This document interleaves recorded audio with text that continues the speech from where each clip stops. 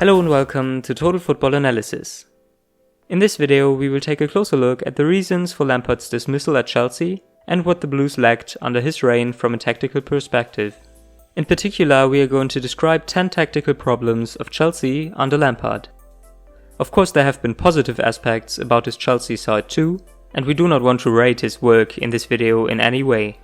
In our analysis, we will mainly focus on the games before his dismissal in order to examine why Lampard was sacked. To begin with, we will take a closer look at their build-up phase and positional play. Issue number 1. Horizontal circulation. Since Chelsea's central defenders rarely attracted any opposition players through dribblings in order to overplay them with a following pass, they facilitated the opposition press or block.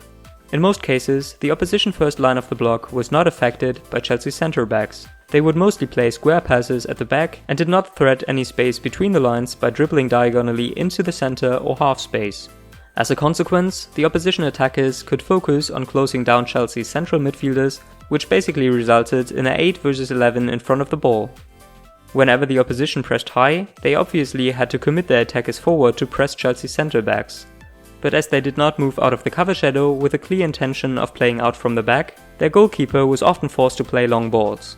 With a lack of aerial ability in the attacking department, this regularly led to a number of unnecessary ball losses. Issue number 2. Deep central midfielders and a lack of midfield occupation. In order to provide an option for the first build-up line, Chelsea's single pivot dropped into deeper areas. But the advanced midfielders did not always occupy the generated space. As a result, their build-up line then consisted of one more player. But despite the fullbacks moving a bit higher up the line, the wingers would not close the gap in midfield to provide central options. Because they were tasked to support the fullbacks in wider areas, they moved into the half spaces but stayed rather close to the outside lane. Obviously, this resulted in a lack of midfield options, as we can see here. Although Chelsea positioned players out wide for possible wing attacks, the opposition did not need to compress horizontally due to the lack of threat in the center. The consequence was that Chelsea reduced their options to break the lines, while the opponent could already prepare pressing the fullbacks, as a pass to the right or left back was inevitable in most situations. And this leads us to the next issue. Issue number 3. Fullbacks with a lack of options. Whenever the fullbacks received the ball, they would have only few options. With a single pivot being still in a deeper area, they could play the ball backwards and then switch play without any progression.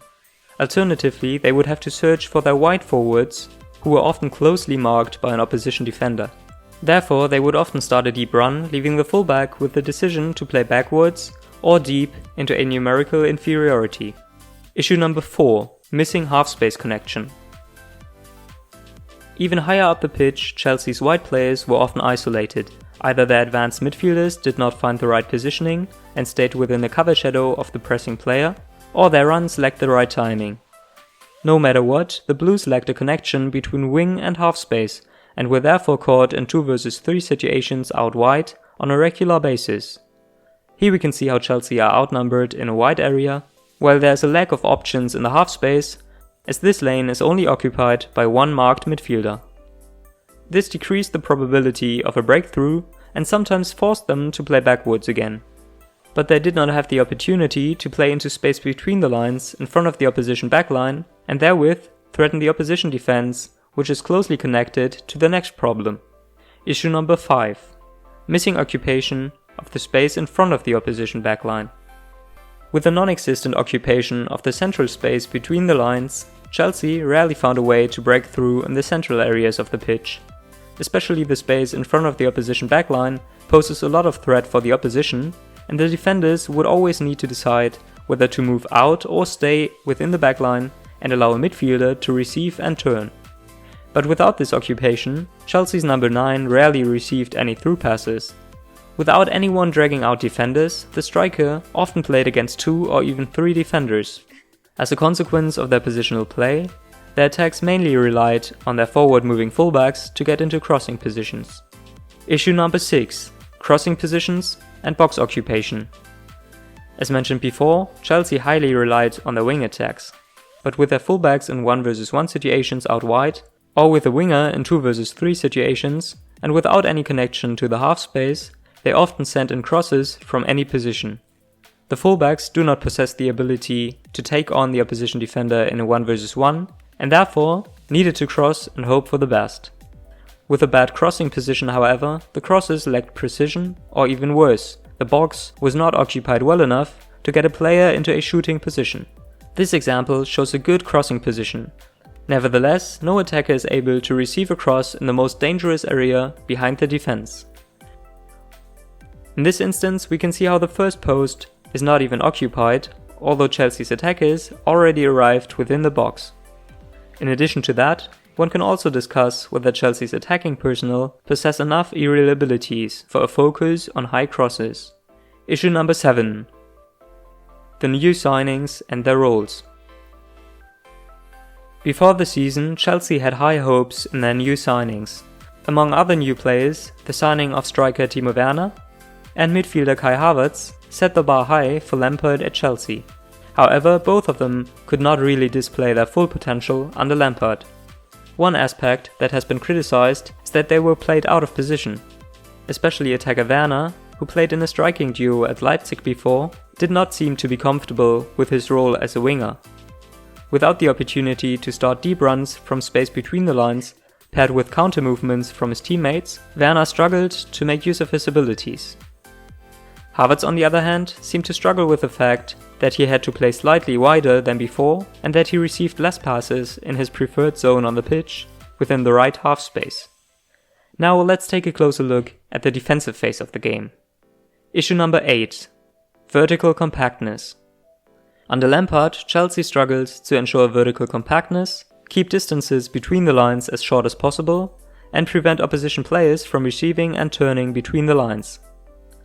Chelsea's opponents were able to progress up the pitch by playing into the spaces in front of Chelsea's midfield and defense in order to attack the gaps from these areas. Why that was possible is part of issue number 9. Issue number 9. Backward movement of defenders. Scared of passes into space behind the backline, the defenders often dropped to avoid being beaten with a pass in behind.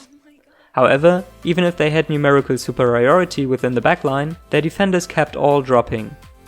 As no player moved forward to attack a receiving player between the lines, the opponent could receive and turn without much pressure. This scenario led to the fact that the space in behind really was in danger. Like in a vicious circle, Chelsea dropped closer to the goal with every pass unable to really press the ball carrier. Here we can see their central defenders dropping, which enables De Bruyne to receive and turn between the lines just before City scoring against Chelsea. This was the case for the midfield line during defensive transitions as well, which led to the failure of utilizing counter-pressing situations to regain possession. In this case, for instance, despite being in a 3 vs 2 situation, Kovacic drops, allowing the opponent to receive and turn. As a consequence, the defenders need to drop further, and Leicester can create a promising opportunity. Furthermore, Chelsea then often had to defend within their defensive third, and since the wingers did not always track back, Chelsea's weakest spot often was their fullback position, where opponents could create a 2 vs 1 situation. And after breaking through on the flanks, the final issue, explained in our analysis, became evident. Issue number 10. Defending the box and the far post problem. Chelsea's opponents were able to threaten the goal with crosses. This was the case because their defenders lacked communication in order to directly defend opposition attackers within the box. The most obvious weakness were crosses to the far post. Their ball-far fullback had already moved inside with an opposition attacker, while the winger was still outside of the penalty area. While the centre-backs sometimes only had one opponent, the ball-far fullback was outnumbered in a 1 vs 2, unsure what to do. This facilitated the chance creation for the opposition from crosses to the far post. All in all, as explained in our analysis, there have been some issues at Chelsea under Lampard. New manager Thomas Tuchel will need to fix these issues and therewith guide Chelsea back to the path of success. In case you don't want to miss our upcoming analysis of Chelsea under Tuchel, subscribe to our channel for free. Thanks for watching, and if you liked the video, make sure to give it a thumbs up and also check out the other videos on our channel.